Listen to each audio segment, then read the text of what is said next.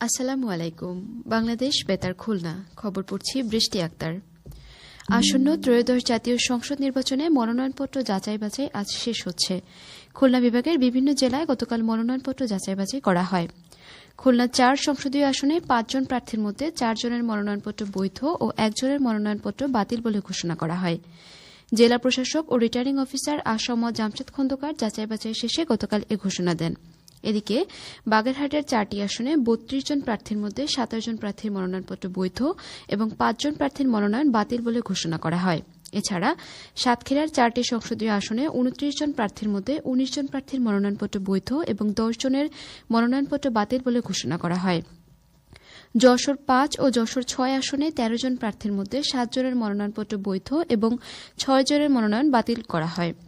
ঝিনাইদহে ৪টি আসনে ২৭ জন প্রার্থীর মধ্যে ২৩ জনের মনোনয়নপত্র বৈধ এবং ৪ জনের মনোনয়নপত্র বাতিল করা হয়। মাগুরার ২টি আসনে ১৫ জন প্রার্থীর মধ্যে ১১ জন প্রার্থীর মনোনয়নপত্র বৈধ এবং ৪ জন প্রার্থীর মনোনয়নপত্র বাতিল বলে ঘোষণা করা হয়।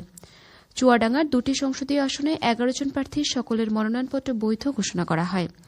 মেহেরপুর ২টি আসনে ১২ জন প্রার্থীর মধ্যে ৬ জন প্রার্থীর মনোনয়নপত্র বৈধ এবং ৬ জন প্রার্থীর মনোনয়নপত্র বাতিল বলে ঘোষণা করা হয়। নির্বাচন কমিশনের তফসিল অনুযায়ী ৫ জানুয়ারি থেকে ৯ জানুয়ারি পর্যন্ত মনোনয়নপত্র বাছাইয়ের রিটার্নিং কর্মকর্তার সিদ্ধান্তের বিরুদ্ধে আপিল এবং আপিল নিষ্পত্তি হবে ১০ থেকে ১৮ জানুয়ারি পর্যন্ত। প্রার্থিতা প্রত্যাহারের শেষ তারিখ ২০ জানুয়ারি, প্রতীক বরাদ্দের তারিখ ২১ জানুয়ারি এবং ভোট গ্রহণ অনুষ্ঠিত হবে ১২ ফেব্রুয়ারি। এদিকে আসন্ন ত্রয়োদশ জাতীয় সংসদ নির্বাচনকে সামনে রেখে খুলনা ৩ আসনে চলছে নির্বাচনের প্রচার প্রচারণা ও গণসংযোগ। বিএনপি ও জামায়াতে ইসলামী সহ আরও কিছু দলের প্রতিনিধিরা ব্যস্ত সময় পার করছেন ভোটারদের আকৃষ্ট করতে।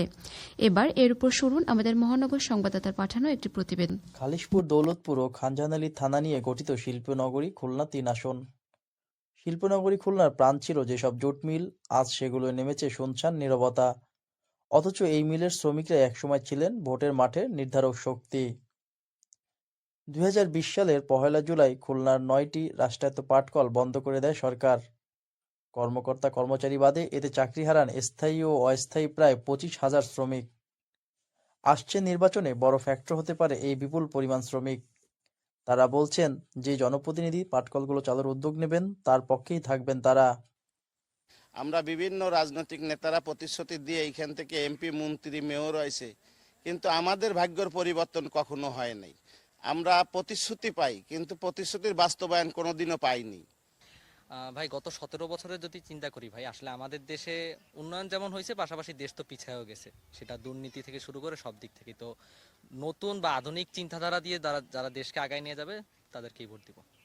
যারা শ্রমিকদের স্বার্থে কাজ করবে, শ্রমিকদের কর্মস্থানের ব্যবস্থা করবে, এই এলাকা খেটে খাওয়া মানুষের পাশে থাকবে, আমরা তাদের ভোট দেব। বিভিন্ন দলের প্রার্থীরা আশ্বাস দিচ্ছেন তারা নির্বাচিত হলে আবারও চালু হবে পাটকল। পাশাপাশি শ্রমিকদের মানসম্মত স্বাস্থ্যসেবা এবং তাদের সন্তানদের লেখাপড়া উদ্যোগ নেওয়া হবে। খুলনা ৩ আসনে বিএনপি মনোনীত প্রার্থী ও কেন্দ্রীয় বিএনপির ছাত্র বিষয়ক সম্পাদক রকিবুল ইসলাম বকুল বলেন, একটি নির্বাচিত সরকার যখন জনগণের ভোটে দায়িত্ব পাবে, অবশ্যই আমাদের লক্ষ লক্ষ যে বেকার যুবকরা আছেন তারা চাকরি পাবেন। বিগত ১৬ বছরে এখানে যে জুট মিলগুলো ছিল, যেটাকে কেন্দ্র করে শিল্পনগরী গড়ে উঠেছে খুলনা, সেই শিল্পনগরী এখন মৃত্যুপুরীতে পরিণত হয়েছে। এখানে কোনো শিল্প নেই বললেই চলে। এই ৩ আসনে আপনি ১০ লাখের অধিক জনসংখ্যা অধ্যুষিত এলাকাটা, এখানে কোনো আধুনিক মানের বলেন কিংবা কোনো হাসপাতাল বলেন নেই। যে কথাটা জনগণের দাবির সাথে আমি একমত পোষণ করেছি এবং আমারও দাবি ছিল যে আমার যদি কোনো দিন আল্লাহ তৌফিক দান করে এই অঞ্চলে জনগণের আশাকাঙ্ক্ষা আমি এই হাসপাতালের মাধ্যমে পূরণ করব। জামায়াতে ইসলামীর মনোনীত প্রার্থী ও খুলনা মহানগর জামায়াতের আমির অধ্যাপক মোহাম্মদ মাহফুজুর রহমান বলেছেন, তিনি নির্বাচিত হলে বেকার যুবকদের কর্মসংস্থানের ব্যবস্থা করা হবে।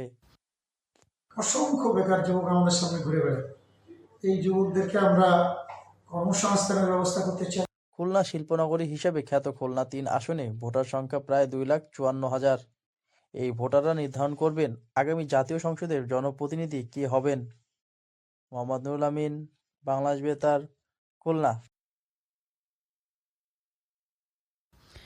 মাধ্যমিক ও উচ্চশিক্ষা অধিদপ্তরের মহাপরিচালক প্রফেসর বি.এম. আব্দুল হান্নান বলেছেন, শিক্ষা সংস্কার কখনোই শুধু কারিকুলাম পরিবর্তনের মাধ্যমে আসে না। এর প্রাণভ্রমরা হল শিক্ষক।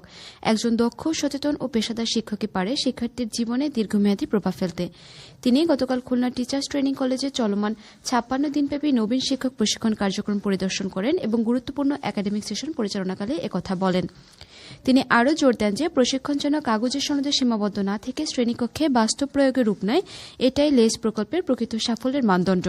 খুলনা টিচার্স ট্রেনিং কলেজের অধ্যক্ষ প্রফেসর সুজাউদ্দৌলার সভাপতিত্বে মাধ্যমিক ও উচ্চশিক্ষা অধিদপ্তরের উপপরিচালক মোহাম্মদ নওশের আলী ও খুলনা টিটিসির সদ্য সাবেক অধ্যক্ষ অনুষ্ঠানে বিশেষ অতিথি ছিলেন।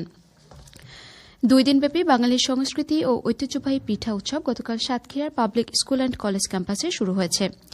সাতক্ষীরা পাবলিক স্কুল অ্যান্ড কলেজের সভাপতি শেখ আজহার হোসেন প্রধান অতিথি হিসেবে পিঠা উৎসবের আনুষ্ঠানিক উদ্বোধন করেন। কলেজের ভারপ্রাপ্ত অধ্যক্ষ কামাল উদ্দিনের সভাপতিত্বে সাবেক সদর উপজেলা চেয়ারম্যান, কলেজের প্রতিষ্ঠাতা সভাপতি, উপাধ্যক্ষ ও শিক্ষক শিক্ষার্থীসহ অভিভাবকগণ এ সময় উপস্থিত ছিলেন।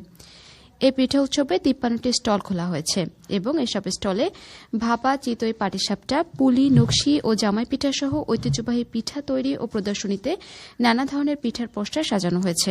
এছাড়া এই উৎসবে বিভিন্ন লোকনৃত্য ও দেশাত্মবোধক গান পরিবেশন করা হয়। খেলার খবর ক্রিকেট। চুয়াডাঙ্গা জেলা স্টেডিয়ামে ইয়ং টাইগার্স অনূর্ধ্ব 18 জাতীয় ক্রিকেট টুর্নামেন্টের গতকালের ফাইনাল খেলায় খুলনা জেলা দল 52 রানে নড়াইল জেলা দলকে পরাজিত করে চ্যাম্পিয়ন হয়েছে।